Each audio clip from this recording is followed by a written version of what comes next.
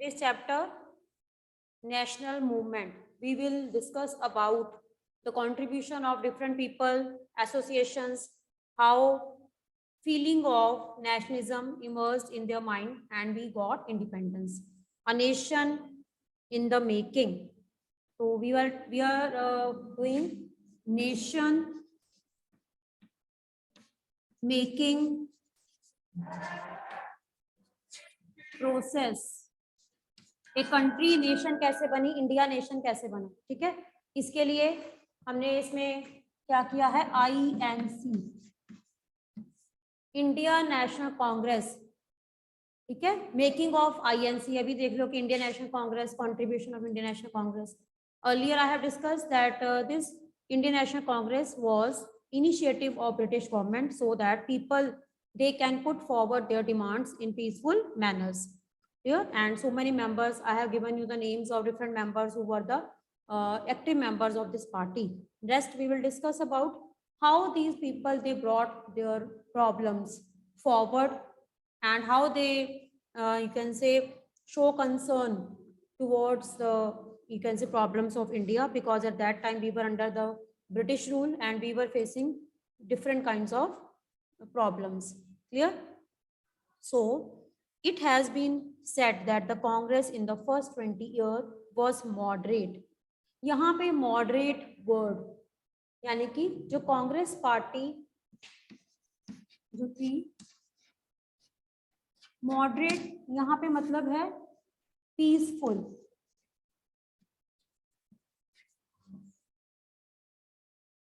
यानी कि कांग्रेस पार्टी के मेंबर्स जो भी अपनी प्रॉब्लम्स ब्रिटिशर्स को बताते थे वो बहुत पीसफुल मैनर से बताते थे, by writing applications, by signing petitions, ठीक है. सो दैट जो भी उनकी प्रॉब्लम्स हैं वो पीसफुली गवर्नमेंट के सामने फॉरवर्ड की जाए और कंट्री में किसी भी तरह से प्रॉब्लम जो है वो ना, स्ट्राइक्स एजिटेशंस नहीं होती, ठीक है. यानी कि स्टार्टिंग के जो मेथड थे वो थे मॉडरेट. मॉडरेट का मतलब क्या होता है कि बहुत पीसफुली अपनी प्रॉब्लम्स ब्रिटिशर्स को बताना, उनकी डिमांड्स. अब बच्चे आपने क्या याद रखना है, डिमांड्स. कांग्रेस की डिमांड्स क्या थी, क्या क्या डिमांड्स थी. Number 1, during this period it demanded a greater voice for Indians in the government. Greater voice यानी कि ये चाहते थे कि एडमिनिस्ट्रेशन में इंडियंस को भी पार्टिसिपेशन मिले, ताकि इंडियंस के रिप्रेजेंटेटिव्स, इंडियंस भी अपने रिप्रेजेंटेटिव्स इलेक्ट करके आगे भेजें, ताकि जब लॉ मेकिंग यानी कि जो प्रोसेस होता है जिसमें लॉज लोगों के लिए बनाए जाते हैं उसमें इंडियंस भी पार्टिसिपेट कर सकें, ठीक है. Greater voice for Indians in the administration, इसका ये मतलब है. It wanted legislative council to be made more representative. इसका मतलब है इनका ये मानना था कि जो लेजिस्लेटिव काउंसिल होती हैं जो कंट्री के लिए लॉ बनाती हैं, ठीक है, उसमें ज़्यादा से ज़्यादा रिप्रेजेंटेटिव्स होने चाहिए, ज़्यादा मेंबर ज़्यादा होने चाहिए, कम नहीं होने चाहिए. Then given more power. Given more power का मतलब है उनके पास पावर ज़्यादा होनी चाहिए. And introduce in the province where none existed. Province आपको पता है उस टाइम पीरियड में जो इंडिया था, जैसे आज के टाइम पीरियड में इंडिया को स्टेट्स आगे डिस्ट्रिक्ट में बांटा गया है, उस टाइम पीरियड में India was divided into province. India was divided into province parts. तो इंडियन नेशनल कांग्रेस चाहती थी कि हर प्रोविंस के लिए अलग से लेजिस्लेटिव काउंसिल होनी चाहिए, जैसे स्टेट्स की अलग से होती है ना, MLA स्टेट को रिप्रेजेंट करते हैं, ऐसे ही प्रोविंस के लिए भी अलग से इलेक्शंस होने चाहिए, ठीक है. It demanded that Indians be placed highest positions. उस टाइम पीरियड में ना बेटा क्या होता था कि जब भी जो इम्पोर्टेंट पोस्ट होती थी वो ब्रिटिशर्स के लिए होती थी और इंडियंस जो है उनको नीचे, रेशियल हम कहते हैं रेशियल डिस्क्रिमिनेशन होता था. लेकिन कांग्रेस पार्टी ने क्या डिमांड किया कि इंडियंस जो हैं उनको भी टॉप पोजीशंस दी जाएं. For this purpose they demanded civil service examination. Civil service examination जैसे IAS एग्जाम होता है ना, IAS एग्जाम होता है, ऐसे ही इंडियन नेशनल कांग्रेस का ये मानना था कि सिविल सर्विस एग्जामिनेशन, इसको बहुत ध्यान से सुनना बच्चे, सिविल सर्विस एग्जाम ये पहले ना लंदन में होता था. यानी कि अगर कोई इंडियन सिविल सर्विस एग्जाम देना चाहता है तो उसको लंदन जाना पड़ता था, बहुत टफ प्रोसीजर होता था. लेकिन इंडियन यानी कि जो नेशनल कांग्रेस पार्टी है, इन्होंने क्या डिसाइड किया, इन्होंने क्या डिमांड किया कि जो सिविल सर्विस एग्जाम है ये इंडिया में होना चाहिए, ताकि इंडियंस को लंदन जाकर एग्जाम देने में प्रॉब्लम ना आए। सेंटर मतलब एग्जाम देने के लिए उनको वहां जाना पड़ता। तो ये सारी डिमांड थी उस टाइम पीरियड में इंडियन नेशनल कांग्रेस की, और ये डिमांड बहुत पीसफुली ये इन्होंने पुट फॉरवर्ड की आगे।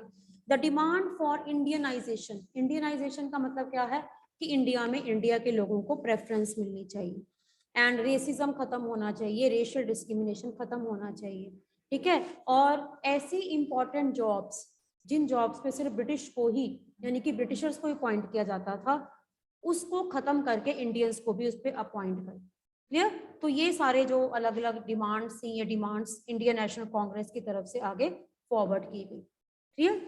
And the British generally assume that Indians could not be given positions, क्योंकि ब्रिटिशर्स का ये मानना था कि अगर इंडियंस को पोजीशन मिल जाएगी तो वो इंडियंस का रैंक ऊपर हो जाएगा, ब्रिटिशर्स का रैंक नीचे हो जाएगा, तो ब्रिटिशर्स नहीं चाहते थे। लेकिन इंडियन नेशनल कांग्रेस ने डिमांड किया कि उनको भी क्या मिले, representation. Since British officers were sending a major part of their last salaries, क्योंकि ब्रिटिशर्स जब यहाँ पे आते थे ना, ब्रिटिश अपनी फैमिलीज, कई बार अपनी फैमिलीज को नहीं लेकर आते थे, उनकी फैमिलीज लंदन में ही रहती थी, ठीक है। तो यहाँ पर जो भी उनकी इनकम होती थी, अपनी इनकम का बहुत सा पार्ट जो है वो फॉरेन कंट्रीज अपनी यानी कि जहाँ पे उनकी फैमिलीज है वहाँ पे भेज देते थे, ठीक है। सो इस तरह से ये माना जाता था कि अगर यहाँ पे हमारी कंट्री में ब्रिटिशर्स और इंडियंस का अगर सेम रैंक होगा तो ऑटोमेटिकली अगर उनकी सैलरीज भी सेम होंगी तो काफी हद तक इक्वलिटी लाई जा सकती है। और अगर शायद ऐसा होता तो कभी भी इंडियंस फॉरेनर्स को अपोज ना करते। फॉरेनर्स को अपोज करने का यानी कि फॉरेन रूल यानी कि ब्रिटिशर्स को अपोज करने का जो मेन रीजन ही क्या था, रेशियल डिस्क्रिमिनेशन, जो इनके साथ जो है वो एक्सप्लॉयटेशन किया गया। सो इट वाज होप का मतलब क्या होता है कि सोचा गया कि शायद कांग्रेस पार्टी ने जो डिमांड्स रखी हैं ब्रिटिश गवर्नमेंट उनको कंप्लीट करेगी। एंड और भी इसके अलावा बहुत सी डिमांड्स थी, जैसे for example other demands also कि सेपरेशन ऑफ जुडिशरी, यानी कि जो जजमेंट है, जो जजेस हैं, ठीक है, उन वो किसी भी तरह से ब्रिटिश गवर्नमेंट उन पर किसी भी तरह से इंटरफेयर ना करे। जजेस शुड बी फ्री, यानी कि जजेस जब अपनी जजमेंट देते हैं वो किसी भी तरह से कोई भी गवर्नर जनरल या कोई भी गवर्नमेंट एम्प्लॉयज या जो भी ब्रिटिश गवर्नमेंट के अंडर जो ऑफिशियल्स थे वो अपने जो मतलब पार्शियलिटी ना उनके साथ। Then repeal of arms act, repeal of arms act का मतलब क्या है कि जो आर्म्स एक्ट था जिसमें इंडियंस वेपन नहीं रख सकते थे, इस एक्ट को खत्म कर दिया जाए और लोगों को क्या दी जाए, speech, freedom of speech and expression. Clear? So मैंने जितनी भी डिमांड्स आपको बताई हैं इनमें से एनी 4 और 5 डिमांड्स, रेज योर हैंड जो डिमांड्स अब आपको याद। हाँ जी, हरी अब साथ साथ आपने आंसर देना क्योंकि चैप्टर बहुत लॉन्ग है और आपको साथ साथ इसके पॉइंट्स, जस्ट मैंने आपसे ये पूछे हैं कि which were the demands of Indian National Congress, कौन सी ऐसी डिमांड्स है इंडियन नेशनल कांग्रेस की। हाँ जी, यस, हरी अब raise your hand, explain these demands in very easy language. हाँ जी आस्था बेटा, can you give the answer, any 2 और 3 डिमांड, चलो कोई भी 2-3 डिमांड्स बोलो। इंडियंस जो है इंडियन नेशनल कांग्रेस की क्या डिमांड्स थी, क्या वो ब्रिटिशर से चाहते थे। Hurry up, keep your mic on. Aastha, Akshima, yes Aastha आपका माइक ऑन है बच्चे, हाँ जी बोलो।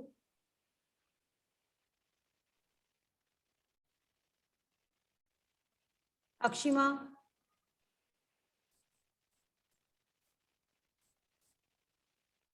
Akshita, keep your mic on. Anmol, yes बेटा। अनवे, सो इजी बच्चे, जो मैंने डिमांड्स अभी बोली हैं आपने 2-3 डिमांड्स बतानी है। हाँ जी Medha, very good.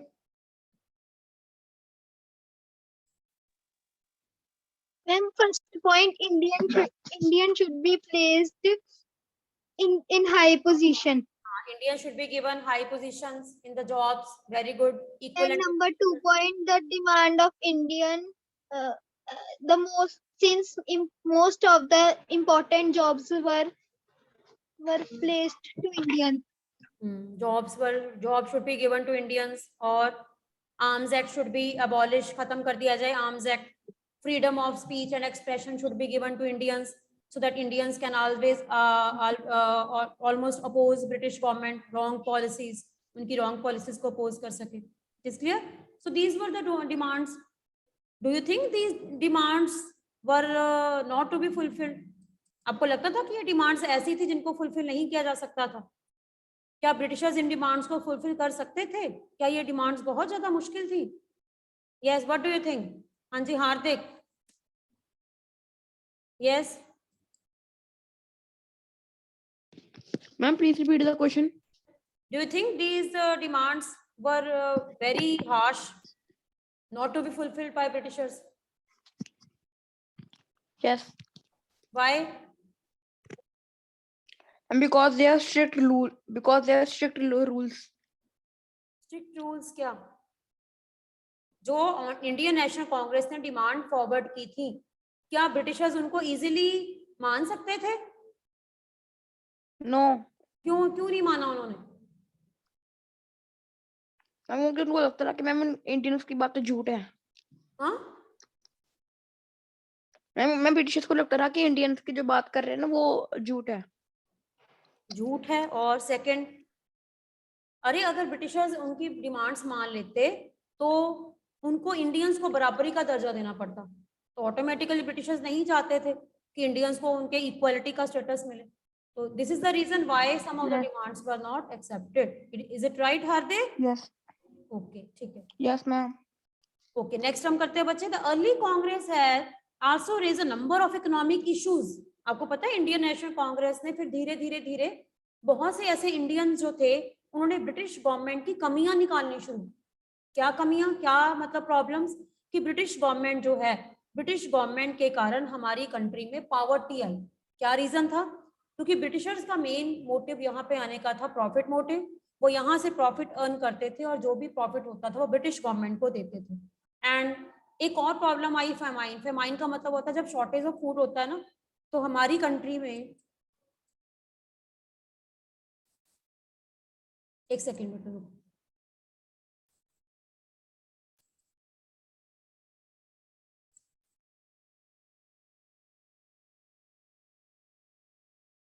Wait for 1 minute.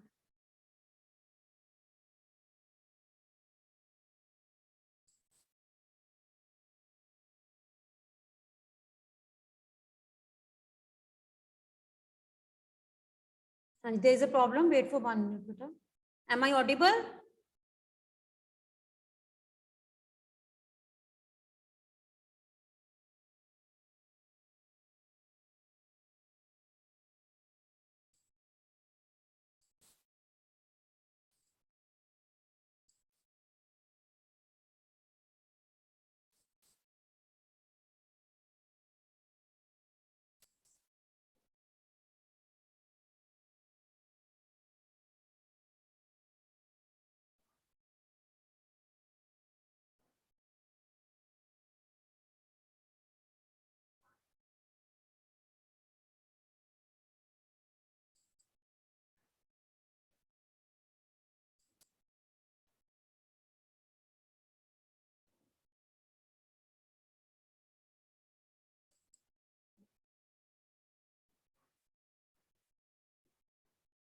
There is a problem of network connection, wait for 1 minute.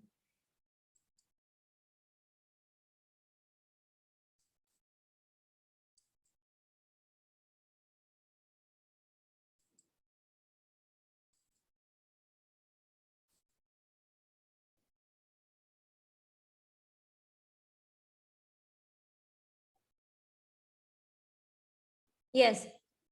So there was a problem in accepting the demands from Indian National Congress because Britishers, they were not interested to give Indians equal status. वो equal status नहीं देना चाहते. This was the main problem. ठीक है. So लेकिन British government के कारण हमारी इंडिया में पॉवर्टी और अनएम्प्लॉयमेंट लार्ज स्केल पे हुई. इसका रीजन क्या था कि हमारे इंडिया में ब्रिटिश गवर्नमेंट जो थी उनका मेन मोटिव क्या था? To earn maximum profit. और ये मैक्सिमम प्रॉफिट अर्न करके ये सारा जो प्रॉफिट था वो किसको जाता था? British government. क्लियर? देन इसके बाद फिर हमने क्या पढ़ना बेटा कि आगे हमने पढ़ना है कि that increase in the land revenue had impoverish peasants and zamindars. Peasants and zamindars जो थे उनको बहुत हाई रेंट देना पड़ता था, इसीलिए डे बाय डे उनकी जो इनकम थी, ठीक है, वो कम होती गई और ये भी एक प्रॉब्लम थी। इंडियन नेशनल कांग्रेस जो थी इनकी डिमांड्स को भी आगे फॉरवर्ड करना चाहती थी कि पीजेंट्स एंड जो फार्मर्स हैं उनकी तरफ भी ध्यान दिया जाए। Export of grain to Europe, mostly हमारी कंट्री से जो फूड ग्रेन्स थे वो फॉरेन कंट्रीज में एक्सपोर्ट हो रहे थे, जिसके कारण हमारी कंट्री में फूड शॉर्टेज हो रही थी, यानी कि हमारी कंट्री के लोगों को प्रॉपर खाना नहीं मिल रहा था, ठीक है, ये भी एक रीजन था। The Congress demanded reduction in revenue, cut in military expenditure. Congress ने क्या डिमांड किया कि ब्रिटिश गवर्नमेंट जो है वो अपने मिलिट्री के ऊपर जो खर्चा कर रही है उसको बंद करके लोगों को फूड जो है वो प्रोवाइड किया जाए। And more funds for irrigation. More funds for irrigation का मतलब क्या है कि ज्यादा से ज्यादा जो है वो इरिगेशन मतलब जो फार्मर्स को मतलब फार्म्स में या पानी की जरूरत होती है वहां पे जो प्रोवाइड किया जाए। It passed many resolutions on like salt tax. अब गवर्नमेंट एक टैक्स दे दिया। सॉल्ट देखो नेसेसिटी आइटम होती है बच्चे, सॉल्ट एक ऐसी आइटम है जो सबके लिए जरूरी होता है, सॉल्ट के ऊपर भी लोगों को टैक्स देना पड़ता था। तो इंडियन नेशनल कांग्रेस ने डिमांड किया कि सॉल्ट के ऊपर जो टैक्स है वो क्या होना चाहिए, खत्म होना चाहिए। Treatment of Indian labours abroad, यानी कि जो लेबर्स इंडिया से फॉरेन कंट्रीज में जाते थे उनके साथ रेशियल डिस्क्रिमिनेशन किया जाता था, उनको अच्छी तरह से ट्रीट नहीं किया जाता था। तो इंडियन नेशनल कांग्रेस ने क्या डिमांड किया, that treatment should be given equal. Then forest dwellers, हमारी कंट्री में जो फॉरेस्ट ड्वेलर्स थे, फॉरेस्ट एरियाज में रह रहे थे, उनको प्रॉपरली जो है वो जिसे हम कहते हैं अच्छी तरह से ट्रीट किया जाए। तो ये सारी इंडियन नेशनल कांग्रेस की डिमांड, बहुत सी डिमांड्स थी जो अलग अलग सेक्शंस की डिमांड थी जो उन्होंने आगे फॉरवर्ड की, क्योंकि अल्टीमेटली इस पार्ट एसोसिएशन का बनाने का मतलब क्या था, जो इंडिया की प्रॉब्लम्स हैं उन प्रॉब्लम्स को आगे फॉरवर्ड किया जाए। All this shows that despite being a body of the educated elite, the Congress didn't talk on behalf of professional groups, जमींदार and industries। इसका मतलब है कि हर तरह से चाहे जो भी है अलग अलग तरह के सेक्शंस जो हैं कांग्रेस पार्टी ने अपनी डिमांड्स फॉरेनर्स के आगे रखी, ब्रिटिश गवर्नमेंट के आगे रखी, लेकिन ये सभी डिमांड्स जो हैं वो प्रॉपरली फुलफिल नहीं हो पाई because at that time British rule they were not interested to give facilities to the Indians.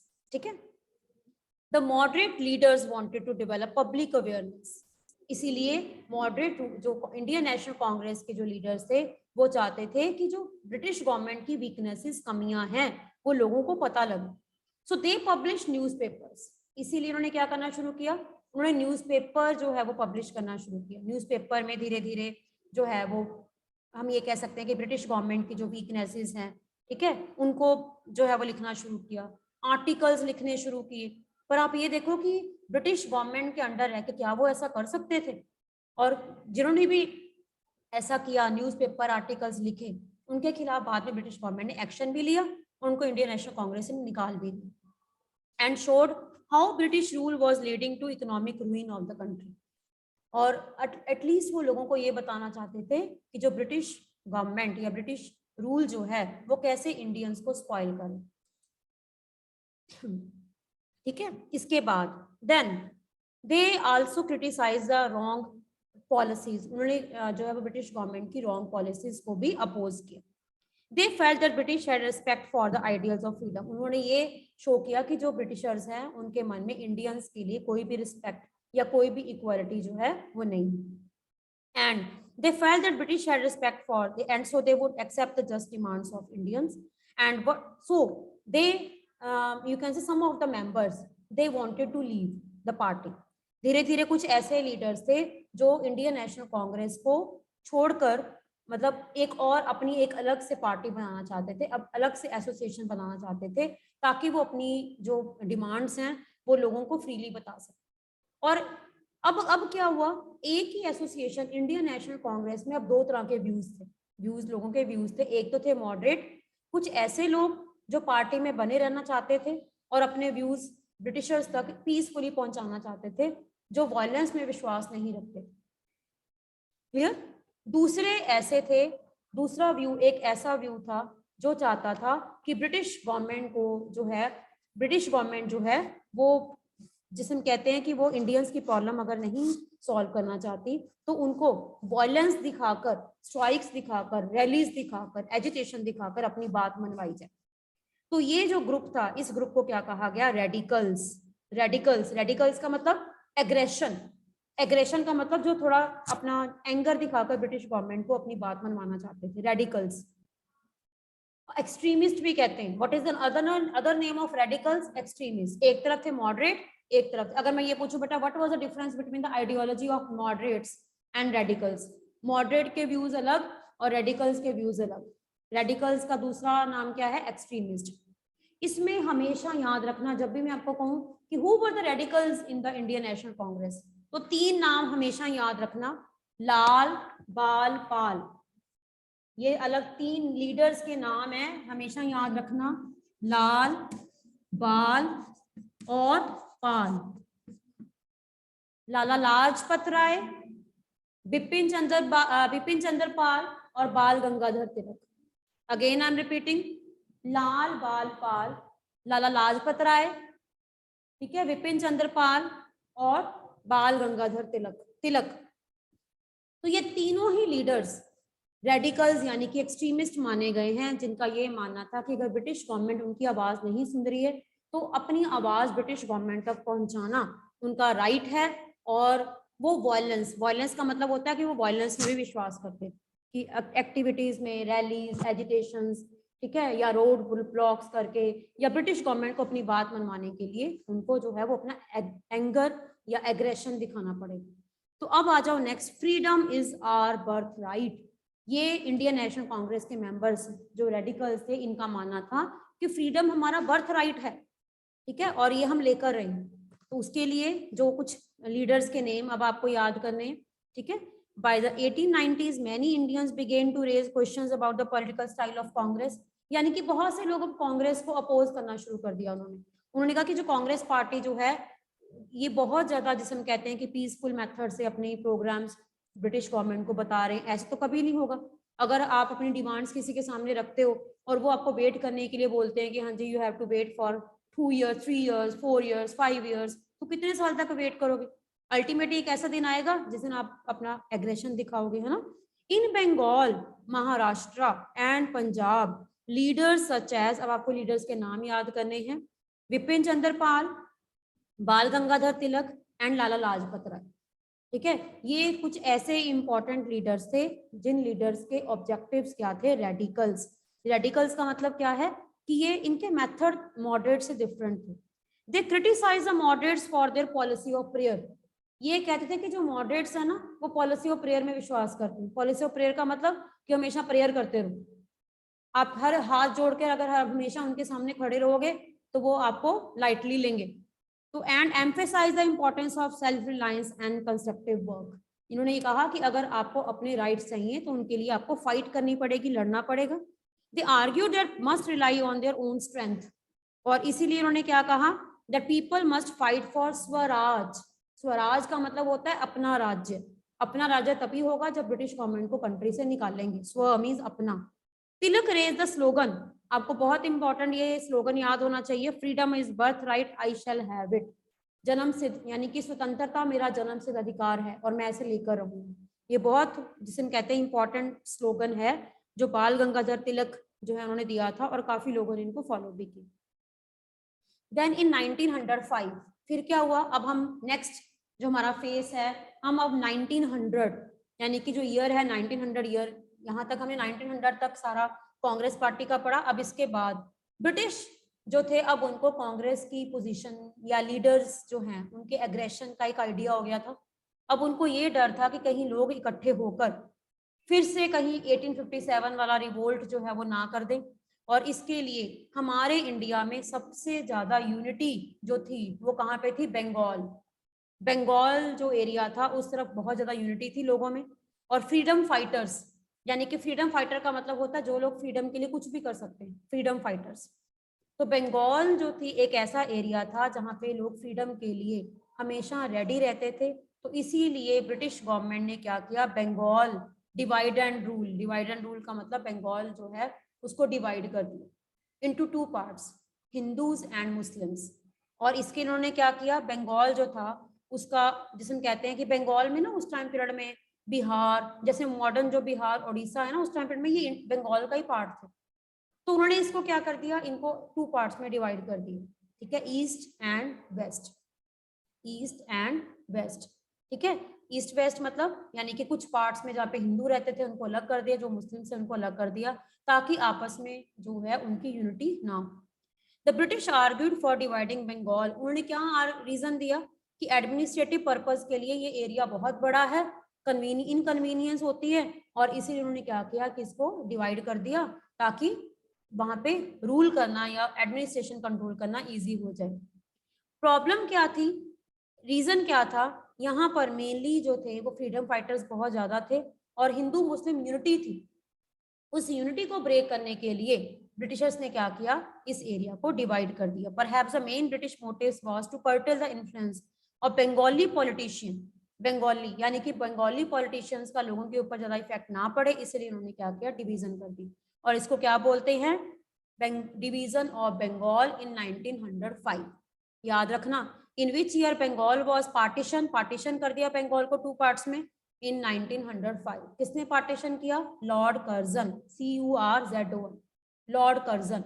Lord Curzon थे उस टाइम पर में वाइसराय, उन्होंने इसको 2 पार्ट्स में डिवाइड कर दिया। लेकिन इस पार्टीशन का इफेक्ट लोगों के ऊपर बहुत पड़ा, ठीक है। लोगों को ये लगा कि अब उनके एरियाज को अलग कर दिया तो अल्टीमेटली जैसे इंडिया पाकिस्तान जब अलग हुआ था, तो आज तक भी आप बहुत सी स्टोरीज ऐसे पढ़ते हो जिसमें कि लोगों को अपने घर छोड़कर दूसरे एरियाज में जाना पड़ा। सेम पार्टीशन ऑफ बंगाल का भी बंगाल के लोगों के ऊपर इसका डीप इम्पैक्ट पड़ा। The partition of Bengal infuriated people all over the India, और लोग धीरे धीरे ब्रिटिश गवर्नमेंट से, जिसे हम कहते हैं कि फेडअप हो चुके थे, कि उनको ये लगता था कि फॉरेन गवर्नमेंट कभी भी कुछ भी कर सकती है, लोगों के इमोशंस जो है उनके साथ प्ले कर रहे हैं। All section of the Congress moderates and radicals, Congress party के दोनों ही ग्रुप, एक तरफ थे मॉडरेट्स, एक तरफ थे रेडिकल्स, ठीक है, उन्होंने भी इस पार्टीशन को अपोज किया। लार्ज पब्लिक मीटिंग्स रखी गई, डिमॉन्स्ट्रेशंस, डिमॉन्स्ट्रेशंस का मतलब क्या होता है कि रैलीज करना, अपनी प्रॉब्लम्स, साइन बोर्ड लगे, जैसे आप देख सकते हो इसमें क्लियर पिक्चर है, 1000 ज्वाइन, ये देखो ये उस टाइम पे की ओरिजिनल पिक्चर है, 1000 join the demonstrations during the स्वदेशी मूवमेंट। स्वदेशी का मतलब होता है अपने देश में बनी हुई चीजें खरीदना।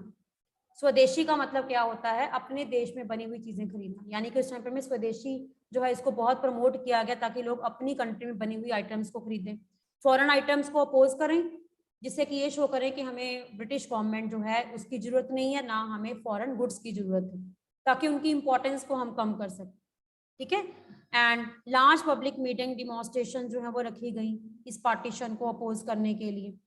The struggle that unfolded came to be known as Swadeshi movement, इस मूवमेंट को जो 1905 में पार्टीशन ऑफ बंगाल के लिए जो है वो लॉन्च की गई थी, इसको बोलते हैं स्वदेशी मूवमेंट, ठीक है। और इसका इफेक्ट जो है वो बहुत ज्यादा अलग अलग एरियाज में पड़ा। It was also known as a Vande Mataram movement, इसका दूसरा नाम क्या था, वंदे मातरम। ये वंदे मातरम जो हम कहते हैं ना हमारी कंट्री का जो नेशनल सॉन्ग है, वो इस टाइम पर में लिखा गया था और इस टाइम पर में बहुत पॉपुलर हुआ। एक तरफ आप जो केसरी, एक न्यूज़पेपर के ऊपर केसरी वर्ड लिखा गया है, ये उस टाइम का है जिस टाइम पर में जो बाल गंगाधर तिलक जो न्यूज़पेपर बनाते थे, वो उसमें उन्होंने क्रिटिसाइज किया, उसमें एक आर्टिकल लिखा जिसमें उन्होंने ब्रिटिश के एक्ट को जो है वो क्रिटिसाइज किया, जिसके कारण बाद में इनको अरेस्ट भी कर लिया गया। ब्रिटिश गवर्नमेंट जब भी ऐसा कोई भी आर्टिकल या कुछ भी ऐसा बुक में जो ब्रिटिश गवर्नमेंट के अगेंस्ट होता था, जो भी पर्सन लिखता था, या इनकी प्रेस बाद में बंद कर दी गई, इनका न्यूज़पेपर प्रिंट करने का राइट छीन लिया गया, तो इस तरह से उस टाइम पीरियड में लोग, people were not free to criticise wrong policies of the government. Till now whatever I have discussed, any doubt, hurry up, ask your doubt बेटा, ask your doubts, hurry up. Till now, whatever I have discussed, any doubt? Raise your hands. Any problem?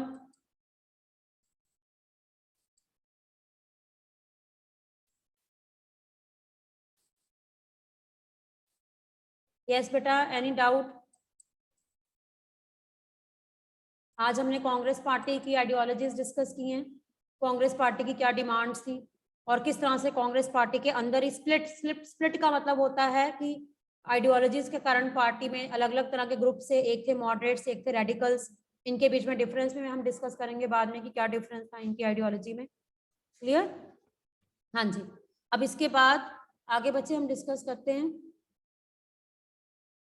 The स्वदेशी movement sought to oppose British rule and encourage the ideas of self help, यानी कि स्वदेशी movement ने हमारी कंट्री में self help का मतलब होता है अपनी हेल्प खुद करो, स्वदेशी आइटम्स, एंटरप्राइजेस और नेशनल एजुकेशन, यानी कि अपनी कंट्री में अपनी एजुकेशन हो, अपनी लैंग्वेज में एजुकेशन हो, इंग्लिश को प्रमोट ना किया जाए। उस टाइम पर में लोगों की ये थिंकिंग थी। And use of Indian languages, अपनी लैंग्वेजेस को प्रमोट करो। तो धीरे धीरे लोगों के मन में काफी हद तक हम ये कह सकते हैं कि अपने कल्चर, जैसे हमने सारा पहले चैप्टर पढ़ा है जिसमें इंडियन एजुकेशन, जैसे एक तरफ आप देख सकते हो नेशनलिस्ट फ्रॉम पंजाब, पंजाब के लाला लाजपत राय जो थे, ये भी एक इम्पॉर्टेंट मेंबर थे। He was also active member of Arya Samaj. Arya समाज जिनका मेन मतलब था कि अपनी कंट्री में अपने कल्चर को कैसे लोगों तक पहुंचाया जाए। ठीक है। To fight for Swaraj the radicals advocated mass mobilisation. इसके लिए रेडिकल्स ने क्या किया, धीरे धीरे मास मोबिलाइजेशन का मतलब होता है लोगों को उनके फीलिंग्स को समझना, इंडियंस को इस चीज के लिए प्रिपेयर करना कि आप फॉरेन आइटम छोड़कर इंडियन आइटम्स जो है वो धीरे धीरे अपनाना शुरू करो। देन ब्रिटिश इंस्टीट्यूशंस, यानी कि आप इंग्लिश स्कूल से बच्चों को नहीं बल्कि इंडियन स्कूल में बच्चों को एजुकेशन दो। Some individuals also began revolutionary violence movement. कईयों ने तो वायलेंस, यानी कि कई तो ऐसे भी थे जो कहते थे कि रेवोल्यूशन लेकर आओ। रेवोल्यूशन का मतलब क्या होता है कि कुछ ऐसा करना जिसके कारण रिवोल्ट करना, जैसे 1857 में रिवोल्ट हुआ था, ताकि जो ब्रिटिश गवर्नमेंट है उनको जो भी उनकी डिमांड्स हैं उनको फुलफिल करे। The opening decades of 20th century. Opening decade का मतलब होता है 1900 के बाद, इसको हम 20th सेंचुरी बोलेंगे ना। A group of Muslim landlords and nawabs form. अब धीरे धीरे एक तरफ जैसे हम कहते हैं कि जब ब्रिटिशर्स ने हमारी यूनिटी को ब्रेक किया तो अलग अलग एसोसिएशंस जो है वो रिलीजन के बेस पे बन गई। ये नेगेटिव हो गया, यानी कि ब्रिटिशर्स ने क्या किया, उन्होंने देखा कि हिंदू मुस्लिम यूनिटी बहुत है, उस यूनिटी को पहले ब्रेक किया और फिर धीरे धीरे रूल किया। तो इस टाइम तक आते आते मुस्लिम जो थे उन्होंने एक अलग से एक पार्टी बनाई थी, उसका नाम क्या था, ऑल इंडिया मुस्लिम लीग। ये कहाँ पे बनी, ढाका। कौन से ईयर में, 1906। द लीग सपोर्टेड, लेकिन यहाँ पे लीग, ये जो पार्टी थी ना मुस्लिम पार्टी, इन्होंने सपोर्ट किया। इन्होंने ना जो है वो पार्टीशन को सपोर्ट किया। उन्होंने कहा कि ब्रिटिशर्स ने बिल्कुल ठीक किया, मुस्लिम अलग एरिया बना दिया है, क्योंकि इंडिया में मुस्लिम्स का नंबर कम है तो उनको रिप्रेजेंटेशन नहीं मिलेगी। तो इसलिए धीरे धीरे धीरे हिंदू और मुस्लिम्स के बीच में जो एक लाइन ऑफ डिमार्केशन वो ब्रिटिशर्स ने ड्रॉ कर दी, जिससे कि आगे से आगे इनके बीच में जो है वो काफी प्रॉब्लम्स हैं। It desire separate electorate for Muslims. धीरे धीरे इन्होंने क्या डिमांड किया कि मुस्लिम्स के लिए क्या होना चाहिए, सेपरेट इलेक्टोरेट। इलेक्टोरेट का मतलब होता है अलग से इलेक्टोरल एरिया, जिसमें सिर्फ मुस्लिम्स ही मुस्लिम को वोट कर सके। तो इस तरह से पॉसिबल नहीं था हमारी कंट्री में ऐसे। अगर ऐसा होता तो हमारी कंट्री में बाकी फिर हर लोग यही कहेंगे, ठीक है, हर कैटेगरी यही कहेगी कि हाँ जी हमारे एरियाज अलग होने चाहिए। Then it desired a demand conduced by the government. Some seats in the councils were now reserved for Muslims. कईयों ने क्या डिमांड किया कि मुस्लिम्स के लिए सीट्स रिजर्व करो, ठीक है, यानी कि कुछ सीट्स सिर्फ मुस्लिम्स की होनी चाहिए, इसमें सिर्फ मुस्लिम्स ही वोट कर सके। This tempered politicians to gather a following distribution. और इस तरह से हम ये कह सकते हैं कि धीरे धीरे बहुत से पॉलिटिकल लीडर्स जो थे वो अलग अलग पार्ट्स में बट गए, उनकी आइडियोलॉजीज, उनकी डिमांड्स अलग अलग पार्ट्स में बट गए। हर कोई अपने सेल्फिश मोटिव्स, यानी कि जो लोग थे वो धीरे धीरे उनका ध्यान इंडिया को इकट्ठा करने में कम बल्कि अपनी डिमांड्स की तरफ हो गया, जिससे कि इंडिपेंडेंस का जो स्ट्रगल था, जो मूवमेंट थी, स्लो डाउन हो गई थोड़ा, है ना। Meanwhile the Congress split in 1907। फिर एक टाइम ऐसा आया जब कांग्रेस पार्टी ही अलग हो गई। और अलग होने का मतलब है मॉडरेट्स अलग हो गए, एक्सट्रीमिस्ट अलग हो गए, वो अपने प्लान्स, अपनी आइडियोलॉजीज अलग अलग बनाने लगे।